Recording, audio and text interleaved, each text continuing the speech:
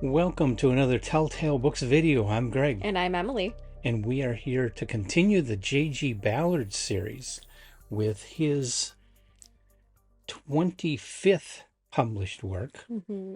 titled The Garden of Time. And The Garden of Time is just a short story. It was published first in the Magazine of Fantasy and Science Fiction. Let's see here.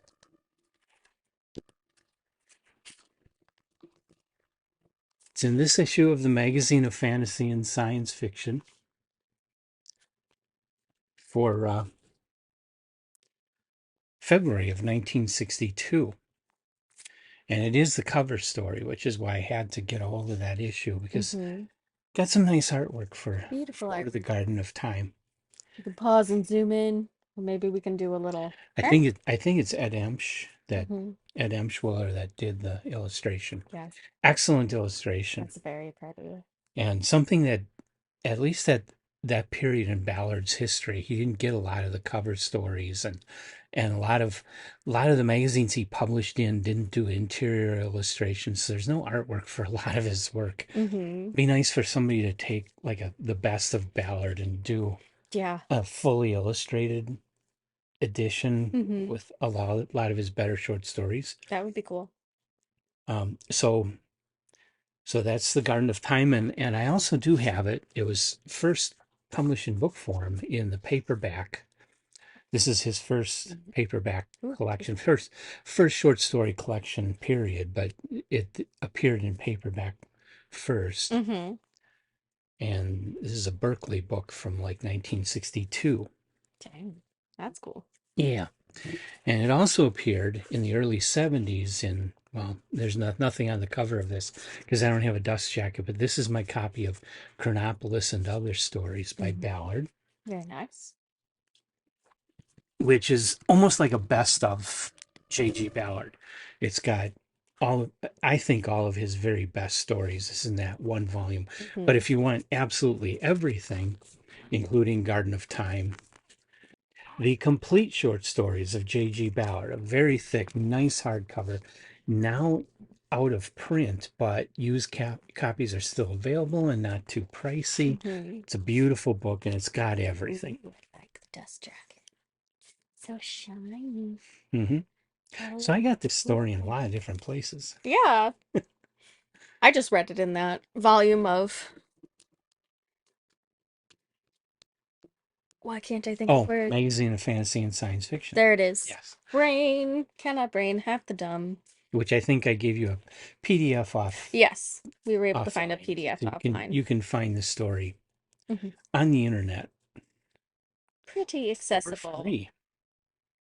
Very accessible story. So you want to take a shot at the synopsis? Synopsis. Yeah. So this gentleman by the name of Axel and his wife live in a mansion.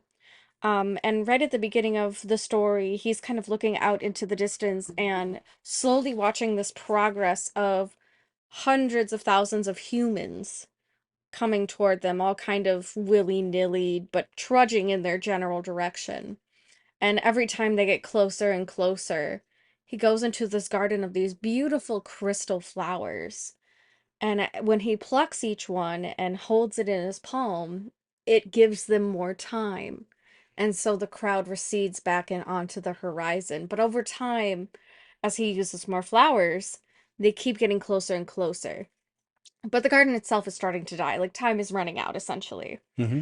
And he and his wife decide that they're going to pick the last two together to give them those moments of peace at the very end Mm-hmm. together, as this giant army of people comes sauntering and trudging towards them. Um, and so it does kind of eventually come to that where the two of them are ready to pick the last two to give them a little bit longer together before the entire mansion is overtaken, or castle or whatever it is overtaken. And so they do, and they're kind of caught in an embrace. And then it kind of cuts to the humans trudging through it, but the mansion is automatically a ruin. Mm-hmm. Um, As time catches up yeah, with as it. time catches up with it, essentially. And so the mass exodus of humans is kind of just sauntering through it, and it's just a ruin with all their old stuff in it. But there's this one little alcove that's kind of protected by a rose vine or a briar vine of some kind that's kind of thorny, and there's a statue of the couple just kind of tucked behind it at the end. Hmm. And that's the story. Hmm. Spoiler alert, a little too soon. A little too late. You mean? Yeah, a little too late. A little too late, but it was a cute little, very quick read. I think I read it Yeah. in like 10 minutes. Yeah. It's a very short story. Yeah. So, It cute little and romantic story. a fantasy story of that length automatically bears comparison to anything Lord Dunsany did, Hmm. and of course, by reason of his admiring Dunsany, H.P. Lovecraft in his Dream Quest, Yes, it's very Dream Cycle similar. Yeah. stories, very short with just this beautiful, really descriptive, really visual imagery, Hmm. and not a lot of story. Yeah. Yeah. But there's still so much Hmm. for how small this story, like how short this story is. Yeah. Like the passage of time and the mass exodus of humans. It brings up the question of, was there a post-apocalyptic event that they're protecting themselves with these time flowers from? Is it just a metaphor for the passage of time in general, of all these humans, humanity kind of progressing, meandering, trudging forward? Hmm. Like, is it just a metaphor for that? Like, Hmm. there's a lot of things that you can kind of get out of it, or, if you think deeply enough and philosophically enough about it, there's a Oh yeah. lot there to play with. Yeah, there's a lot to pull from this. For me, I see it like in the past, you had the aristocracy, and the aristocracy really financed most of the art. And a lot of the greatest works of art, architecture, music, um, was created under that system.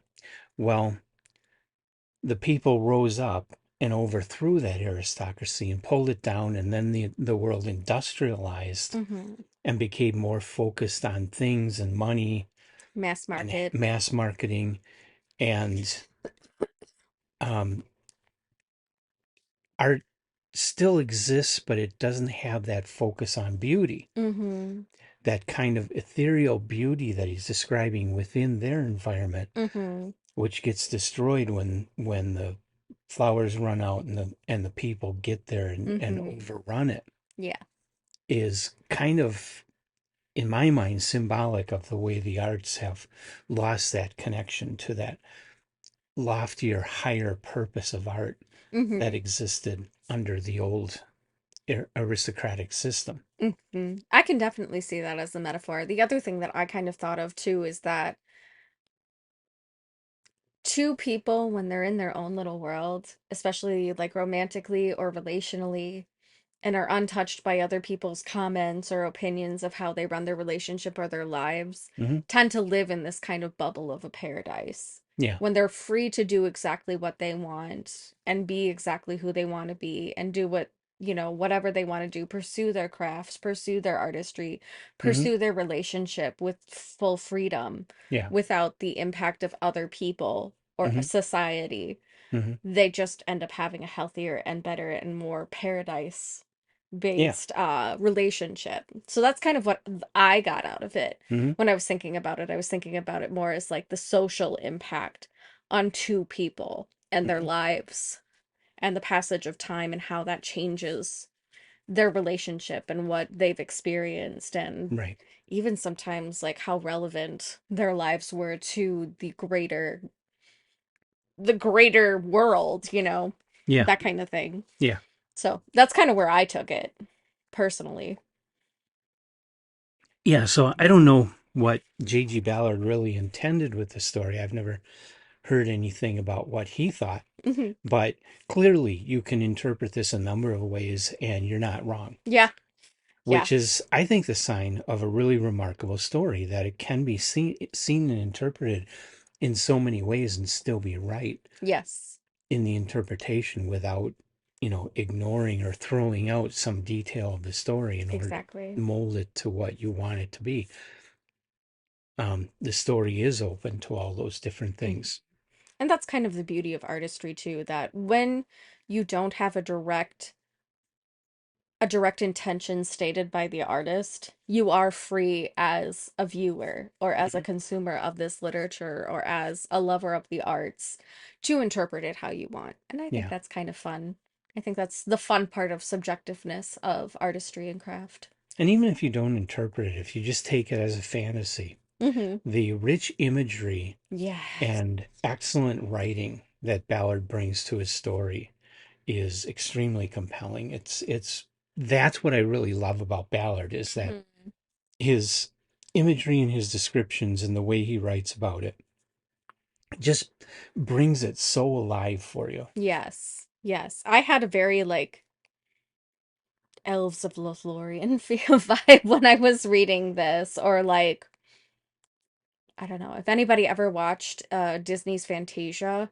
Hmm. There's an entire sequence of musical pieces that are done in like this very Grecian mythos style. And I just kind Yeah, of thought of that with all the big pillars and the white yeah, alabaster and the white marble and just everything is just this big grand beauty. That's kind of the vibe I got from this. Or like Rivendell from Lord of the Rings even. Like just this very ethereal, out of this world gorgeousness. yeah. I just thought it was stunning. It was very, very satisfying to read Hmm. and kind of cozy. Like, even though you've got this impending doom of the passage of time thing going on, Hmm.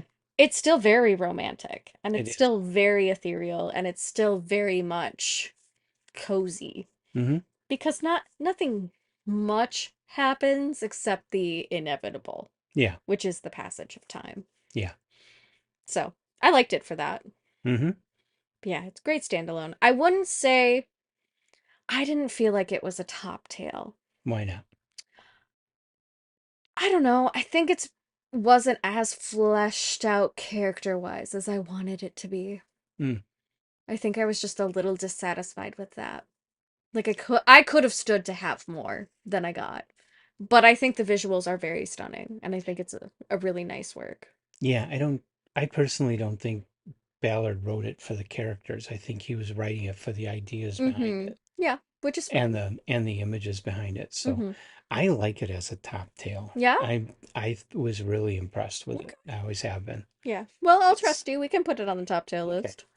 because it's just taking that basis of a Lord Dunsany fantasy story Mm-hmm. and pouring his reflections on mankind and the modern world into Mm-hmm. it the way he does and playing with time and playing with imagery. It's just a very beautiful piece. And that I personally I don't really care about the characters. Okay.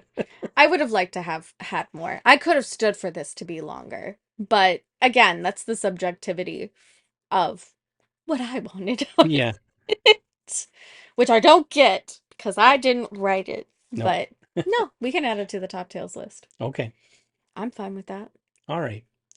We'll let it. There have been plenty of times where you're like, I don't know, I'm on the fence about top tail, and you've let me have it. So True. you're owed a few now. And I'll fight you for it anyway. Do it outside 10 minutes. Get the mud. Yup. We're going down. It's happening. Mud wrestling. Anyway, but yeah, that's really all I have to say about it.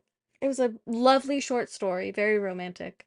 Yeah. Hmm. And kind of, well, kind of sort of like his Vermilion Sand stories, but otherwise different from the rest of what I've read by Hmm. Ballard so far. Yeah. And I do love that comparison with Lovecraft's dream sequences. Yeah. Like felt very similar to me. Hmm. And of Lovecraft's work, that's actually my favorite stuff. And I don't know if Ballard liked Lovecraft or read Lovecraft, but I'd be surprised if he hadn't read Dunsany. Okay. Because Dunsany was British and, well, very influential over a lot of writers over Mm-hmm. there. So I just don't believe that he would have not read Lord Dunsany. Mm-hmm. Fair enough. Okay. All right. So, top tail. Have you read The Garden of Time? What do you think of it? Do you think I'm right? Do you think she's right? Do you think that we're both full of crap? Leave your thoughts of the story in our comments section for everybody to see, so that we all can learn and grow from talking to one another about these things. Mhm. And come on back for more. Ballard in particular, his 26th story will be the next one. What is that going to be? That's going to be The Thousand Dreams of Stella Vista. Ooh, a So, 1,000 of them. yes. It's a So, lot of dreams. oh yeah, she's dreaming for a long time. Good luck with all those dreams. Uh-huh. But yeah. So And thanks. Yeah. come on back for that and many more videos of all kinds of different authors and stories. Yep. Thanks for joining us. Like and subscribe, and we will see you next time. Bye. Bye.